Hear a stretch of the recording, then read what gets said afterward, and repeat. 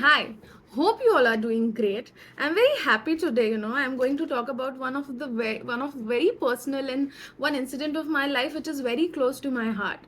हम रेसिज्म की बात करते हैं आजकल कि आप इंटेंशनली किसी को टॉन्ट कर रहे हो, you are trying to bring them down. जो मैंने फेस किया as a 12-year-old was racism to next level. मेरा नाम ही कलिया था. मुझे मेरा नाम से नहीं बुलाता था मेरे हॉस्टल में. They used to call me by these names. And just the other day जब मैं एंगर मैनेजमेंट के बारे में पढ़ रही थी तो आई रियलाइज कि मैंने काफ़ी अच्छे से एज अ 12-year-old अपना एंगर मैनेजमेंट किया है, एंगर मैनेज किया है. So why not let me share it to the world. So good afternoon, good evening, good night, जिस भी टाइम पे आप ये वीडियो देख रहे हो अकॉर्डिंग टू दैट. तो let's talk more in detail about this. और हम इस वीडियो में एंगर मैनेजमेंट की भी बात करेंगे, एंगर मैनेजमेंट टेक्निक की भी बात करेंगे. एंगर आपको कभी भी तब फील होता है व्हेन यू रियलाइज दैट आपके साथ कुछ गलत हो रहा है, some injustice is happening with you.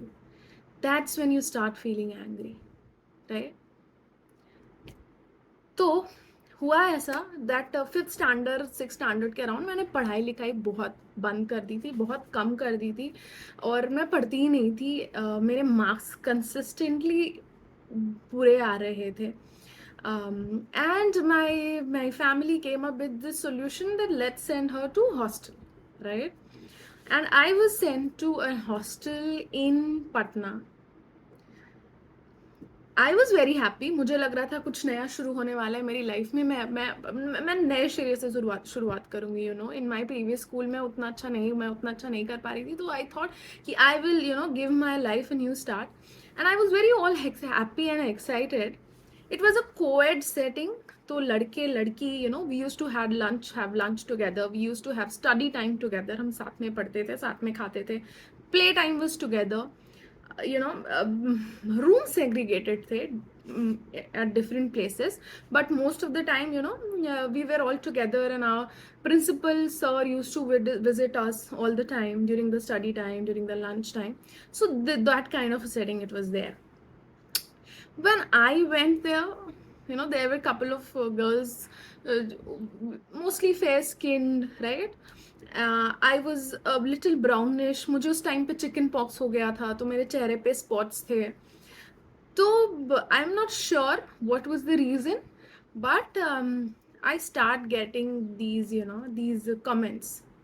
It's so happen कि जो डे स्कॉलर लड़कियां थी, जो कि स्कूल आती थी एंड वापस जाती थी, वो मेरे से पूछती थी कि हॉस्टल में क्या चलता है बताओ. तो मैंने उनको बोल दिया कि यार ऐसा चलता है, ये बातें करते वो बातें करते. तो वहाँ से एक चीज़ आ गई कि ये चुगलखोर है, ये चुगलखोरी करती है, इधर की बात उधर करती है. So as a 12-year-old I was taking in a lot.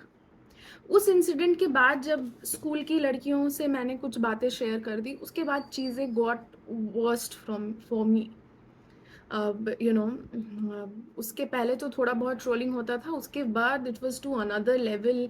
Making songs for me like सुअर जैसी टांग, हाथी जैसी तुम. I find it all very funny right now, but back then I was totally devastated. I remember one day I was standing in this balcony seeing this star, and in fact I was talking to my mom, that मम्मी पापा मेरे साथ क्या हो रहा है, कैसे मैं इन चीज़ों को कैसे हैंडल करूँ, कैसे डील करूँ. उसके बाद एक काफ़ी इंटरेस्टिंग सा टोन आता है मेरी स्टोरी में. तो होता यूँ है that principal sir study time के टाइम हमारे स्टडी रूम पे आते हैं. उसके पहले का मैं थोड़ा बैकड्रॉप दे देती हूँ. तो एज आई टोल्ड कि मेरे को चिकन पॉक्स हो गया था, चेहरे पे स्पॉट्स थे. तो there was this one troller, there was this one bully. वो पिक्चर्स पेंट कर रहा था, राइट? तो there was this another girl who was fair skinned, and she had good connections with everyone, and she had good bonding and friendship with everyone, and she was senior also. तो सब लोग उसको दी करके everywhere were like, सब उसको बहुत ज़्यादा ये रिगार्ड करते थे.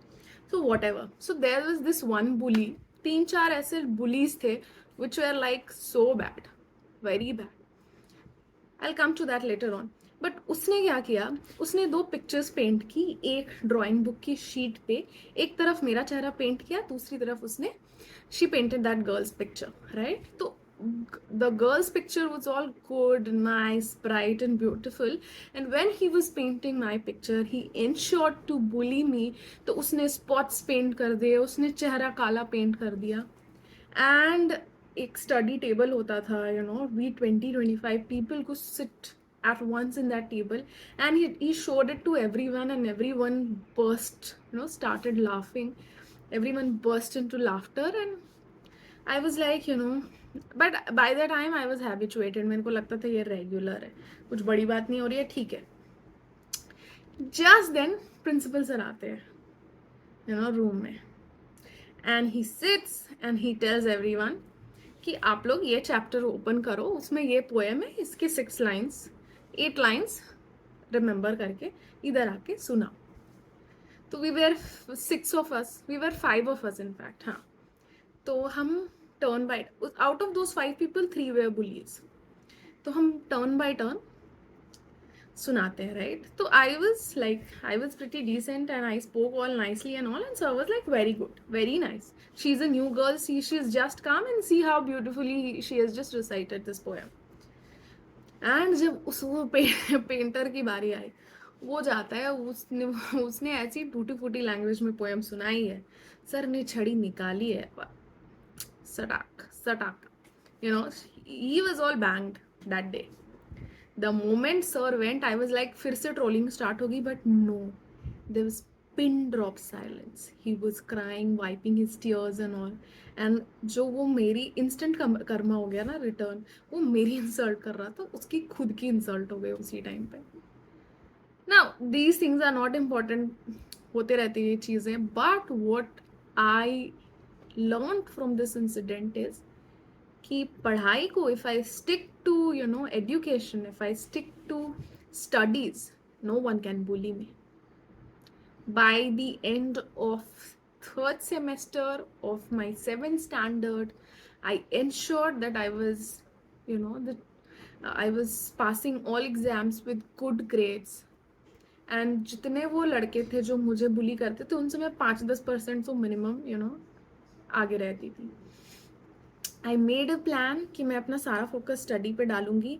Because of that one incident मेरे दिमाग में ये चीज़ आई कि पढ़ाई मुझे यहाँ से बचा सकता है, और मुझे कुछ नहीं बता सकता. मम्मी पापा से कंप्लेन करके भी देख लिया था, वो सर आते थे, वो उल्टा फिर उनके जाने के बाद हमको और बुली करते थे, कंप्लेन करती है. मारपीट भी करते थे, अगर कोई लड़के ने तो कंप्लेन करी तो मारपीट भी करते थे उनके साथ. सो उससे कुछ होने वाला नहीं था. मैंने अपना सारा फोकस पढ़ाई पे किया, and by the end of the year everybody wanted to be friends with me. जो लोग मेरा मजाक उड़ाते थे, एंड ये कलिया वलिया एवरीथिंग वेंट अवे.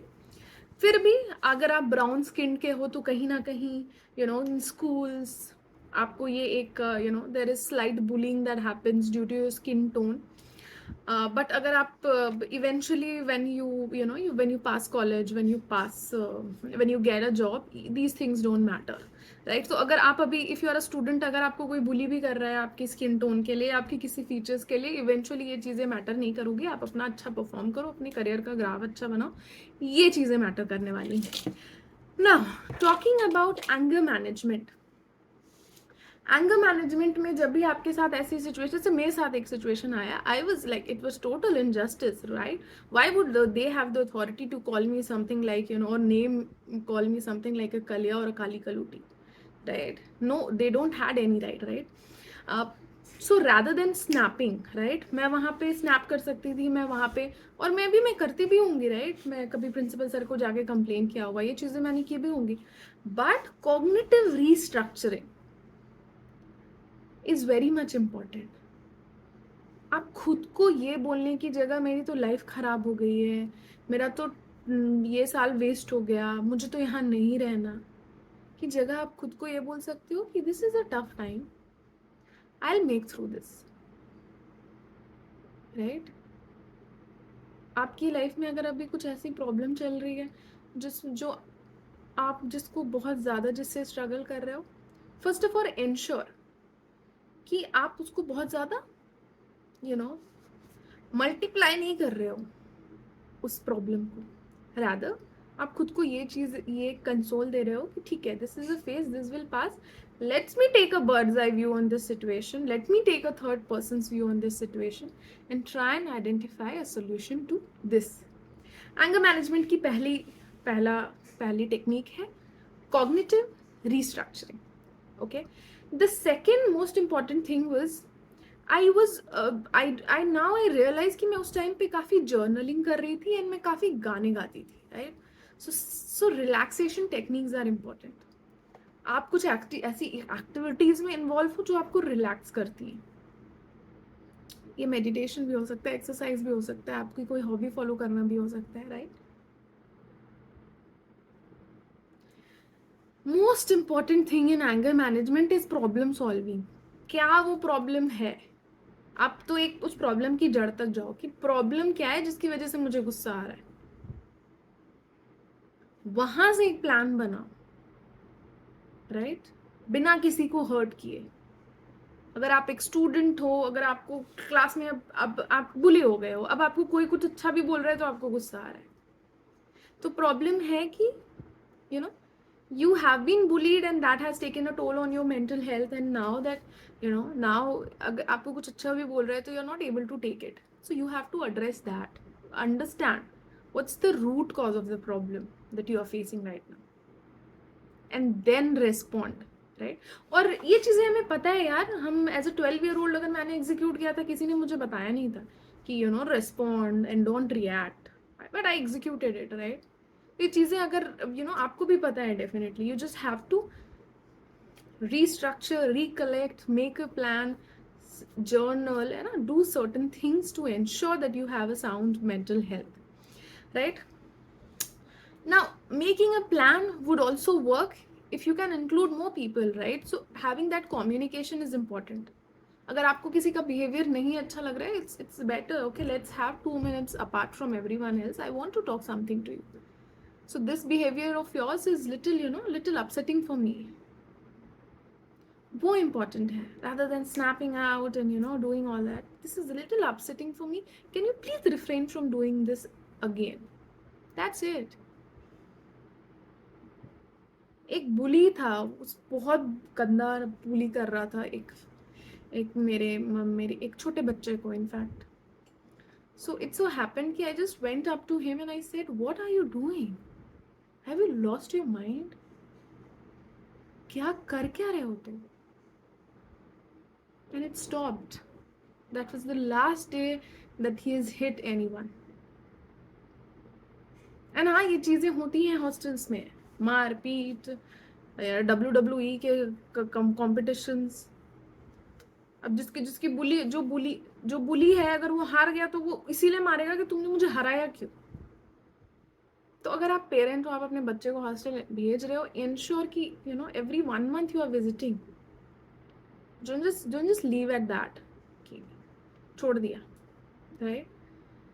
एंड अगर आप स्टूडेंट हो, आप बुली हो रहे हो, तो आप बैठ के बताओ अपने पेरेंट्स को कि हम मैं नहीं रह पा रहा हूँ, बहुत बुरी हालत है मेरी. कंप्लेंट करने से कुछ नहीं हो रहा है, टीचर्स भी कुछ नहीं कर पा रहे, प्रिंसिपल्स भी कुछ नहीं कर पा रहे, क्योंकि बहुत सारा टाइम हम ऐसा स्पेंड करते हैं जहाँ पे कोई टीचर नहीं होता, कोई प्रिंसिपल नहीं होता.